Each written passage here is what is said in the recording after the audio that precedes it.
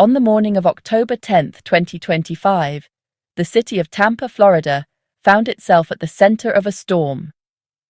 The air was thick with anticipation as journalists, camera crews, and concerned citizens gathered outside a government building, waiting for answers. The Justice Department had called a press conference, and the mood was tense. Everyone sensed that something significant was about to unfold. At the center of the commotion stood Benny Johnson, a well-known conservative influencer. But today, he wasn't just a commentator or a public figure. He was a victim, thrust into the spotlight by a chilling act of intimidation.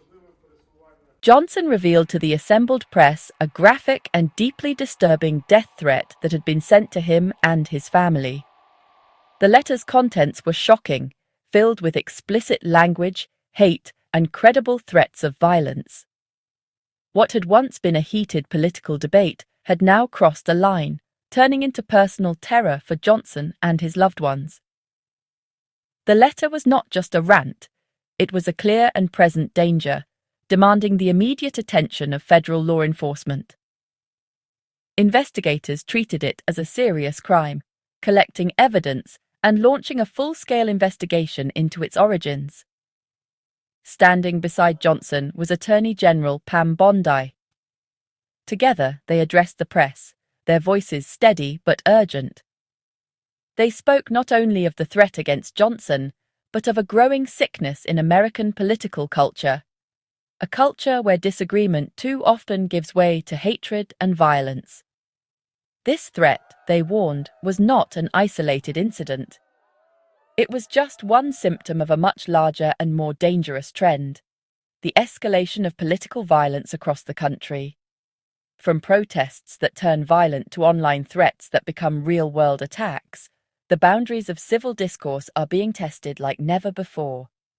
Bondi's presence at the press conference underscored the gravity of the situation. This was no longer just a personal matter for one family. It was a national issue, demanding the attention of leaders and citizens alike.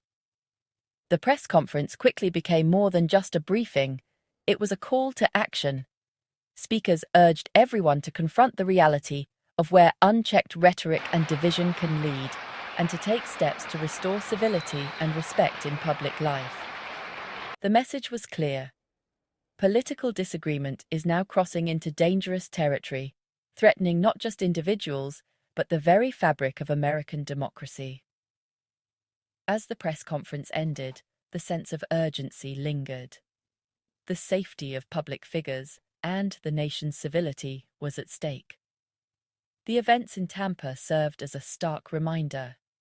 The line between passionate debate and dangerous extremism is thinner than ever, and it's up to all of us to defend it.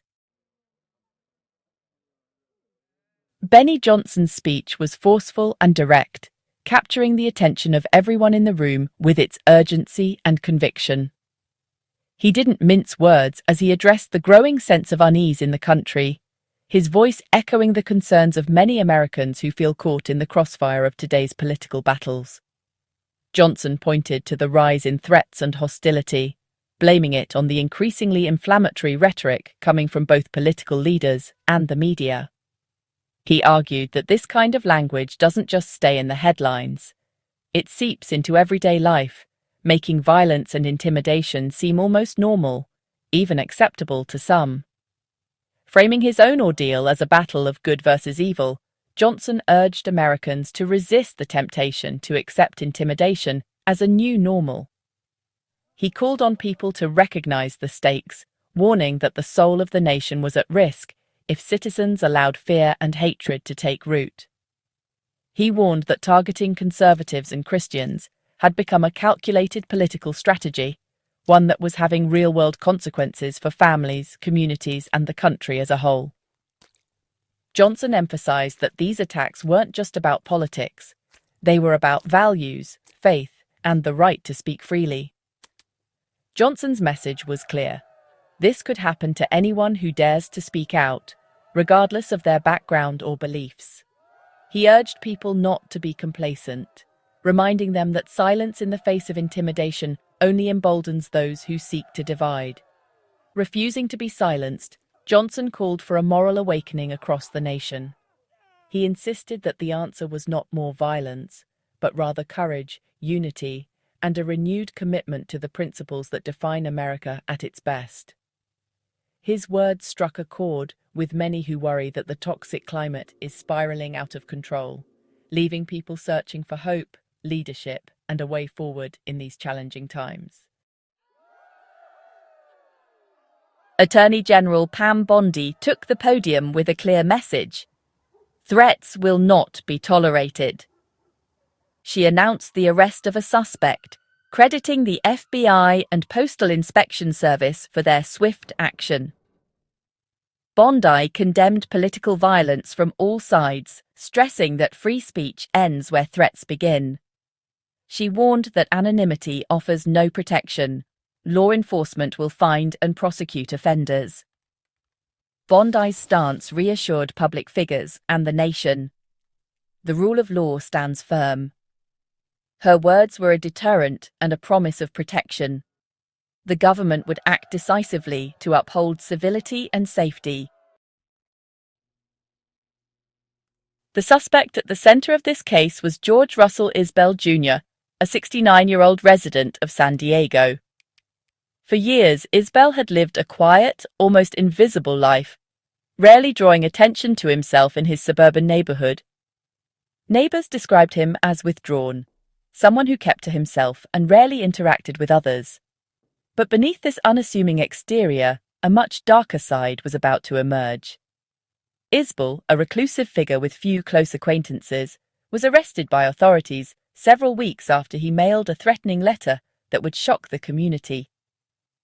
The arrest took place without incident, but the sense of unease lingered long after police cars left his street. The letter he sent was filled with explicit, dehumanizing language and direct threats aimed at Johnson and his family. Investigators were disturbed by the intensity of the words, which left no doubt about the seriousness of the threat. The letter's contents painted a picture of someone consumed by anger and resentment. During questioning, Isbell admitted to sending the letter, but he struggled to explain what had provoked him. His answers were vague, revealing a disturbing, unfocused rage that seemed to have built up over time. Detectives noted his confusion and lack of remorse, which only deepened their concerns about his state of mind. Now, Isbell faces a serious federal charge that could result in up to 5 years in prison if he is convicted. The legal consequences reflect the gravity of his actions, and prosecutors are determined to send a clear message that such threats will not be tolerated. At his first court appearance, the judge ordered Isbell held without bond, citing the genuine fear and distress he had instilled in his intended victims.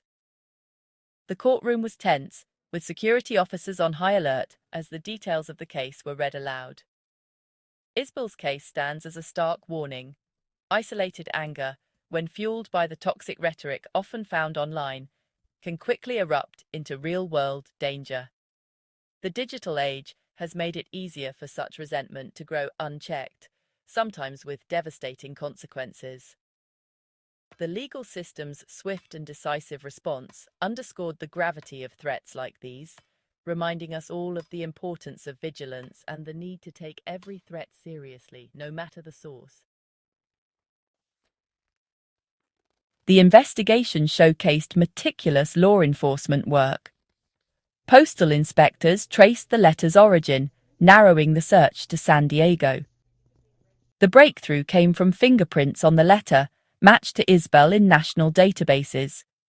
This forensic evidence secured the arrest warrant. Isbell confessed, but his vague motives highlighted the dangers of generalized rage. The case proved anonymity is an illusion, and law enforcement can reach anyone. The Johnson family's relief was matched by a public reminder of law enforcement's reach. Isbell's arrest revealed a pattern. Agents found more threatening letters at his home. His targets spanned both parties, senators, governors, and members of Congress. The threats were specific, sometimes mentioning officials' families, showing chilling premeditation. Isbell's attorney claimed free speech, But the menacing details undermined that defense. Neighbors described him as a recluse, his rage hidden until discovered by investigators. The case exposed the unpredictable threat posed by isolated, radicalized individuals. The press conference came amid a wave of political assassinations. Attorney General Bondi referenced the recent killings of Charlie Kirk and Reppers Melissa Hortman, underscoring the bipartisan danger. The threat against Johnson echoed the violence that claimed his friend Kirk. These tragedies forced a reckoning. Words can lead to deadly consequences. The fear among public figures is now pervasive. The line between rhetoric and violence has blurred. The event was a plea to de-escalate before more lives are lost. America stands at a crossroads, civility or chaos. U.S. Attorney Gregory Kehoe delivered a blunt warning. Write a threat and you will be prosecuted. The Justice Department's message was clear: anonymity will not shield offenders from consequences. Mailing a threatening communication is a federal felony with severe penalties. Isbell's detention without bond signaled the seriousness of such crimes. The legal response reinforced that political violence is unacceptable. The press conference was about more than one case. It was about protecting democracy. The rule of law, not fear, must decide political outcomes. The Johnson case is a warning of a dangerous trend. Political violence fueled by years of escalating rhetoric. Social media and partisan media amplify outrage, eroding shared values and normalizing aggression. Leaders' words matter. When they dehumanize opponents, some followers take it literally. Restoring civility is essential for national survival. We must relearn to disagree without hate, debate without threats, and challenge ideas without violence. Responsibility falls on everyone, especially leaders, to lower the temperature. The tragedies of Kirk and Hortman are urgent wake-up calls. Our democracy's future depends on choosing debate over violence, ballots over bullets.